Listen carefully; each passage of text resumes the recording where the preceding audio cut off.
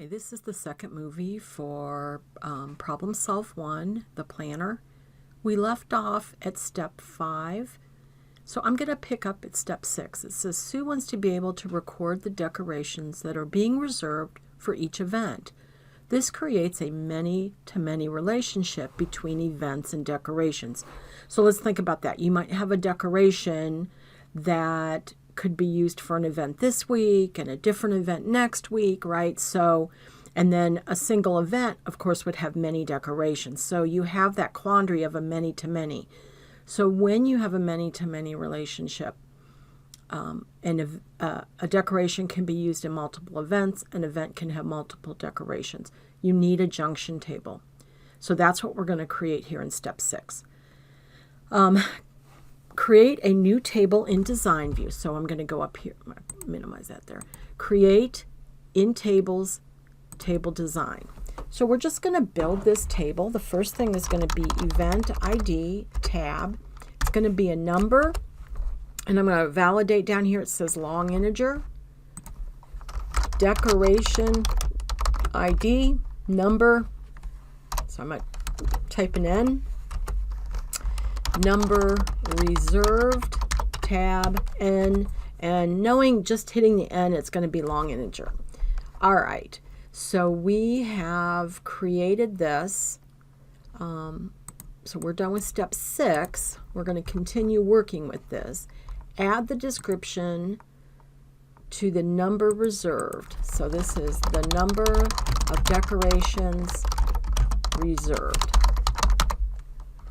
Add a composite primary key using event ID and decoration ID. Well, how the heck do we do that? Well, it's actually pretty simple. We're going to move to the left of the field. See how I have a little black arrow? Click, hold, and drag. Now both of those are selected, and I can click primary key.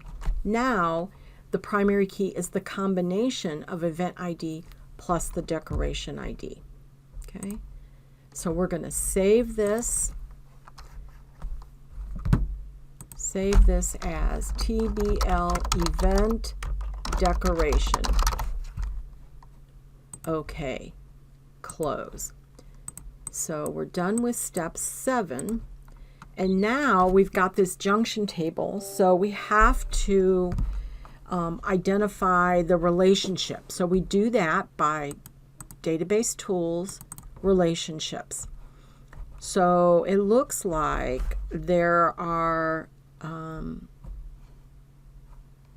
no relationships built, right? So we're going to have to do this. So client, and let's read here. We're going to do client and table event. So let's just take care of that first one. Create a one-to-many between client in the table client and client ID in the table event. So I brought both of those. I can see, and I usually open these up so I can see all my fields.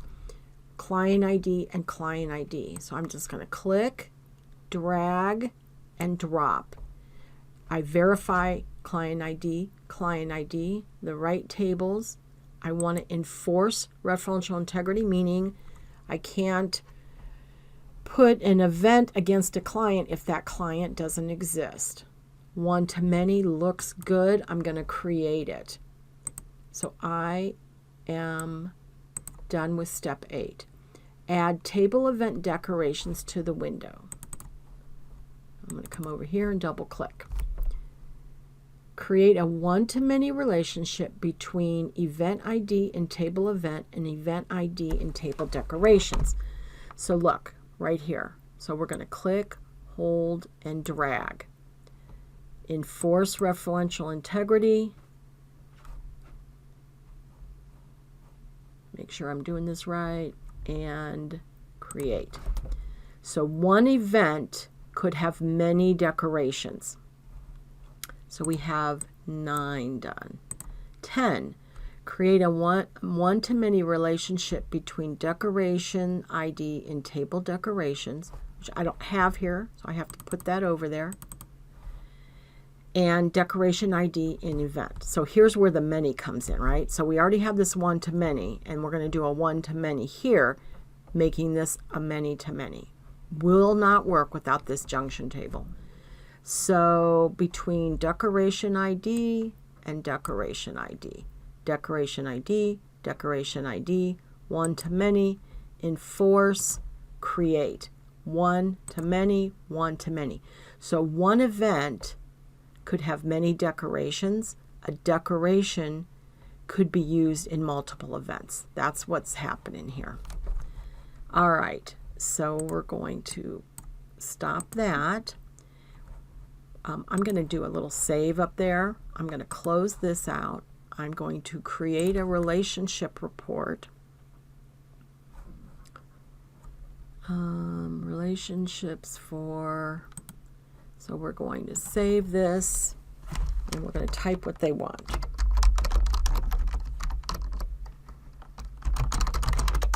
Access Chapter 2 PS1 Planner. Okay, great thing to have, print out, put in your documentation folder. We're going to close the print preview, close out of that, save, and close out of your relationship. So we are good. So now we're going to use this and actually see how it works. So I'm going to open up my my Access object pane, and I just want to take a little peek before we go on. So if we look at event, so there's 1 through 6 events, different things, weddings, conferences, decorations. We've got balloons, tablecloths, napkins of different colors, right? So what this is going to do is link a decoration, which I have spelled wrong.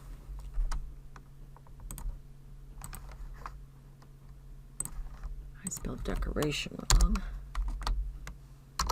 I would get that wrong when I turned it in. Okay, so what I need to visit is, I've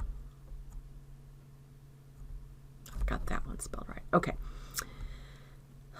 Okay, so we're going to build this link between them. So we're going to open up table event decorations, and we're going to say for event 3, we're going to use decoration 7, and we want 4 of them. So for event 3, decoration number 9, we want 40 of them. For event 3, whatever 17 is, we want 4 of them. So I'm going to, right? So all this is doing is pulling the data between all of the items. I'm going to close up the table, and now I have a link for, let's see what this event is, training seminar, right? So if we look at decoration, 7 is a tablecloth, 9 is napkins, and 17 is candles with flowers, okay?